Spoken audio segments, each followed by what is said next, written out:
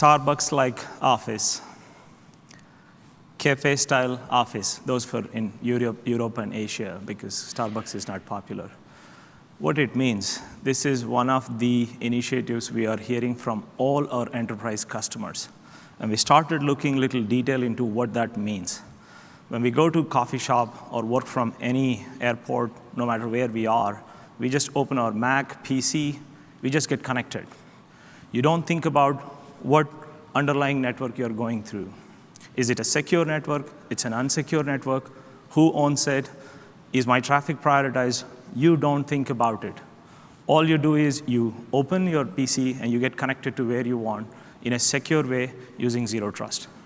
That's the kind of experience our customers are looking for, and that's what they mean by Starbucks-like initiatives.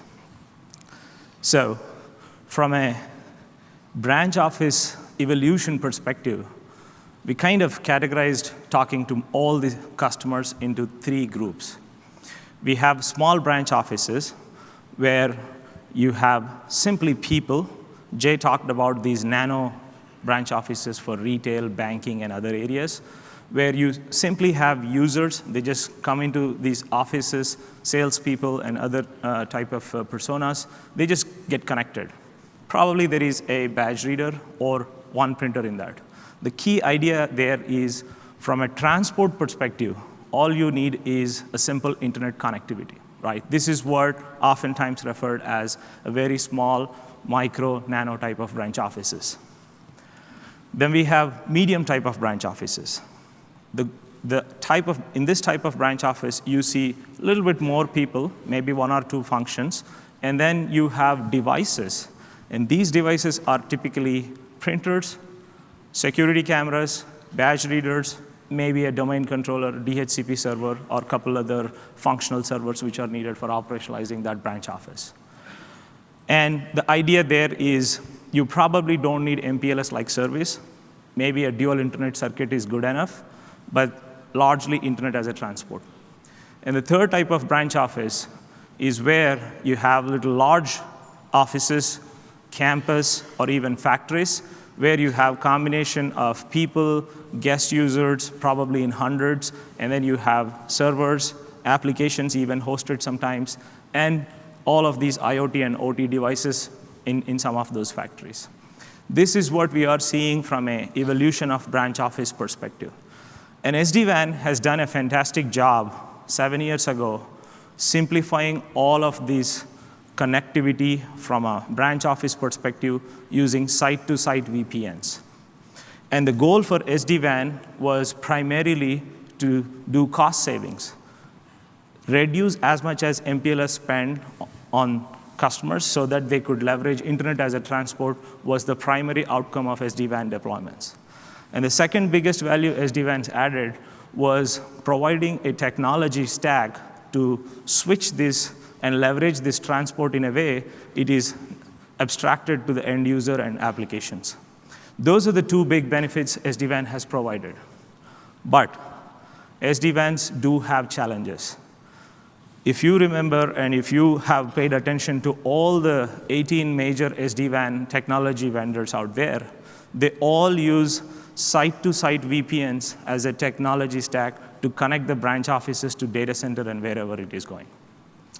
That is where you have the big challenge. Then came local internet breakouts. With the adoption of cloud and users going mobile, it has become very critical for enterprises to start breaking out the traffic going out to M365, Salesforce, and so on and so forth. So when that happened, one of the biggest goals with SD-WAN deployments was to simplify the footprint on branch offices and remove those firewalls which are present out there. And in that process, when you are doing local internet breakout, from a security standpoint, you need to make sure you're secure when you're connecting to internet or wherever you're going. That's where we have seen a lot of vendors start moving their on-prem branch firewall functionality into public clouds in a virtual form factor and calling cloud security. The problem with that approach, as we all heard from past 24 hours, it has attack surface problem. You're exposing and increasing your attack surface. And like any VPN, you also have the lateral threat movement problem. The biggest challenge with SD-WAN is it uses this site-to-site VPN technology, which is connecting two different networks, and you distribute those routes. You need to make those routes reachable. Yes, SD-WAN has simplified it by providing a UI and few clicks without going to a CLI screen, but foundationally, the technology and the protocols and everything was same. They just abstracted it and made it simple through centralized UI. But you still have the same challenges of attack surface and lateral threat movement. Speaking of the overlay routing networks which SD-WANs offer, there is a lot of complexity involved in that.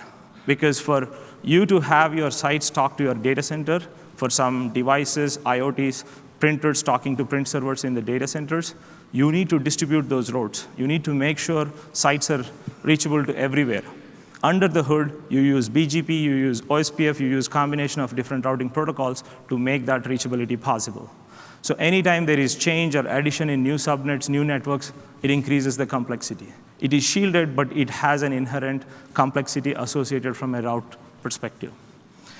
And the third and most important area we have seen customers are struggling with SD-WANs is dealing with mergers and acquisitions. The moment you have a new merger or acquisition going on, you need to think about overlapping IP addresses. You need to worry about how you distribute your routes. You need to worry about how you do policy-based routes. There is a lot of this complexity involved, especially when it comes to merger and acquisitions, and even in the B2B integration scenario. These are the challenges with SD-WANs. Now let's take a simple scenario of two branch offices using a traditional site-to-site VPN technology to connect, and how it is done in today's world. A branch office with firewall either on-prem or in the cloud, just simply, if it has to go to a AWS or GCP or Azure, you have to use the same site-to-site VPN technology. Keep in mind, site-to-site VPN technology. VPNs are needed to connect. Same with the data center. When you want to go to internet, you need to make a local internet breakout, and you have to write policies and put security to make sure the bad is not coming inside. Now, let's look at how Zscaler solves this problem. How Zscaler will approach this problem without having a need for site-to-site VPN. How can we connect? How can we enable the branch offices to connect?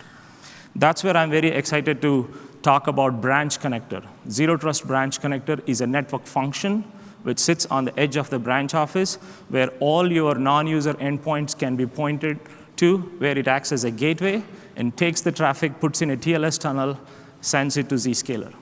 There is no routing needed. There is no overlay routing needed. I want to be very clear on that. There is only one route, which is 0/0 default route to Zscaler Zero Trust Exchange platform. So the app connector, which is sitting in front of the public cloud or in the data center, makes an inbound TLS connection, and you're all familiar how ZPA as a technology stack works today, and that's exactly the same technology we are using to connect any device to any device in any site to data center and so on. That's how we are replacing and eliminating completely site-to-site VPN. And with that, you have zero attack surface, you have zero lateral threat movement problem, and more importantly, we are eliminating the SD-WANs overlay networks with a zero trust-based architecture and simplify the whole connectivity path.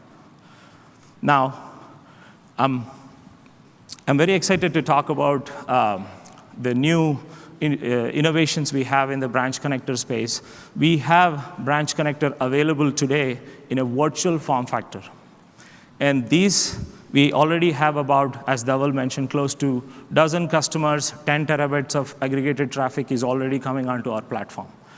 And we heard the feedback from our customers loud and clear. It is difficult to put a virtual appliance on a small branch office. We are very aware of that. And we respond to that. We took your feedback seriously, and we're introducing this plug-and-play appliance, which is taking this virtual machine software, putting onto this device, and making it a full zero-touch provisioning so that you just need to connect. It'll work, connect to the Zscaler Zero Trust Exchange, ready for configuring policies. So giving a little bit more details, I know Jay showed the appliance, and I got a lot of text saying, we couldn't see the box, what does it look like, how it is. So here is the two hardware plug-and-play appliances we are launching. There's a ZT800, an 8-port version, and there is a ZT600, a 6-port version. So both these devices completely have a zero-touch provisioning software with the TPM module and anti-tampering and all those security hardening features in it. You just simply need to plug in.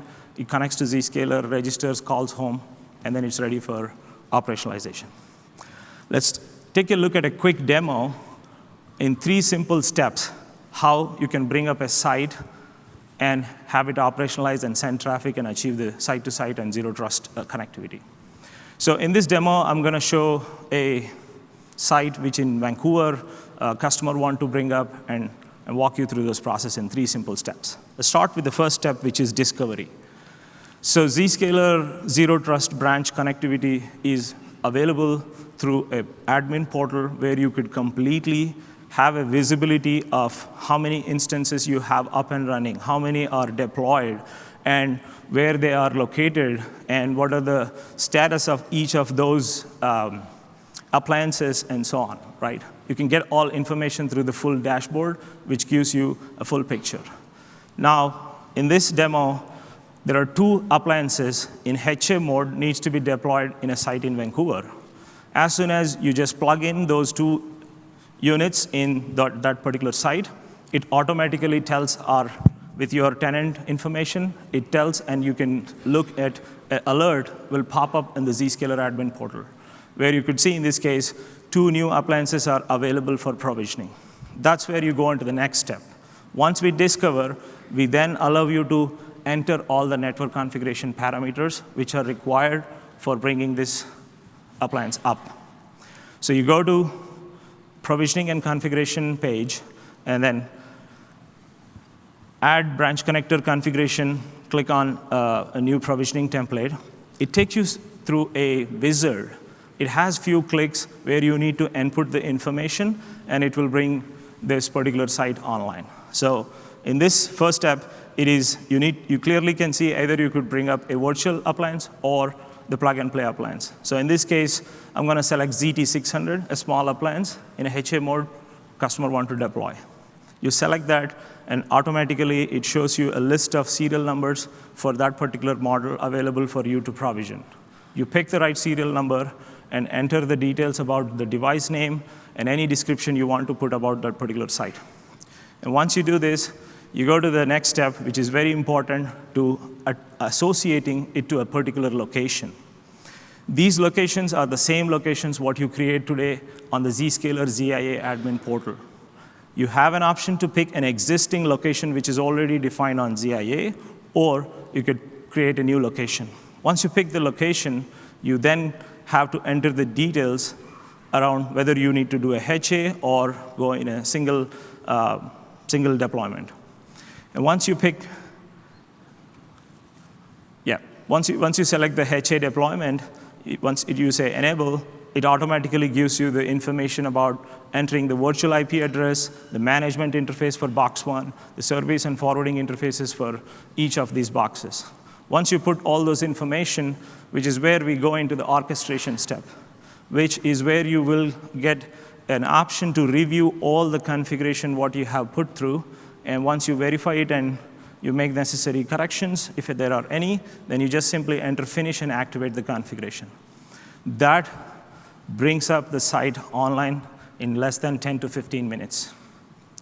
And then it is ready for configuring policies to send traffic and do all IoT and OT device connectivity to internet as well as private applications. So it is time to reimagine a world without using site-to-site VPNs. And Zscaler will help eliminate those site-to-site VPNs and the risk and threat associated with those site-to-site VPNs. And we will help bring or extend the benefits of zero trust onto not just users, to servers, IoT, OT, and all headless endpoints from a branch office perspective. And most importantly, we want to help our customers make their Starbucks-like, AKA Café-Like branch offices a reality. To learn more about this product, please stop by our booth, and there is a breakout where I'm going to talk more deep dive details in that session, and I'll be happy to talk to more of you, any questions you may have. With that, thank you.